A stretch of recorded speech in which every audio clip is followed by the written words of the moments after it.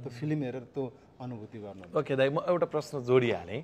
चलचित्रमा तपाईँलाई जति चिन्ता छ, जति पवन विष्ट मतलब निर्माता दुईले चिन्ता छ, त्योभन्दा बढी चिन्ता विराज भट्टलाई भएको हो कि जस्तो देखिरहेको छु।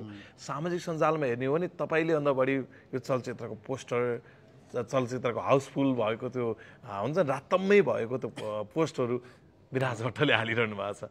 तपाईँले यस्तो पावरफुल चाहिँ कलाकार पाउनुभयो कि उनको बाबाले पनि तपाईँको फिल्मलाई सपोर्ट गरिरहनु भएको छ। र यहाँ हामीले के अब ट्रेलरमा पनि देखेका छैनौँ, टिजरमा पनि देखेका छैनौँ, कतै विराज भट्ट अब पोस्टरमा पनि नदेख्दै गर्दा चलचित्रको काहीँ कतै चाहिँ अतिथिको रूपमा पो छन् कि भन्ने पो देखिन थाल्यो। यस्तो छ, विराज दाई भनेको हाम्रो अभिभावक हो, हामी त सन्तान जस्तै हो। उहाँहरूले एकदमै राम्रो एउटा जसरी सहजीकरण गरिदिनुहुन्छ, प्रोजेक्टलाई कसरी ल्यान्डिङ गर्ने, कसरी प्रोजेक्टमा अप्ठ्यारो सिचुएसनलाई ह्यान्डल गर्ने, अप्ठ्यारो यो छिचोलेर कसरी अगाडि बढ्ने होइन, त्यो कुराहरू एउटा अभिभावक उहाँको एक्सपिरियन्स हेऱ्यो भने होइन त्यो सबै हामीले महसुस गर्न सक्छौँ। अनि उहाँ अब यो फिल्ममा हुनुहुन्छ कि हुनुहुन्न भन्ने कुरामा चाहिँ फिल्म हेर्ने बित्तिकै केही न केही उहाँको चाहिँ आउँछ।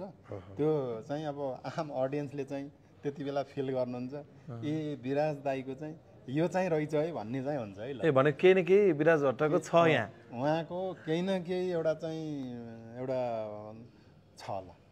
भनेपछि हामीले चलचित्रमा विराज भट्टलाई देख्छौँ। अब फिल्ममा त अब कलाकारलाई देखिने नै भयो, त्यहाँ चाहिँ विभिन्न किसिमबाट पनि देखिन सक्छ नि। काहीँ न कतै विराज दाईलाई देखिने पाइयो, आँचिम्म गरेर पनि विराज दाईलाई देख्न सकिन्छ। अब तपाईँले केही सिम्बोलिक दिनुभएको छ, हामी आशा गरौँ। र अन्तिममा चाहिँ अलिकति थोरै मात्र म विवादको कुरा जोड्छु। चलचित्र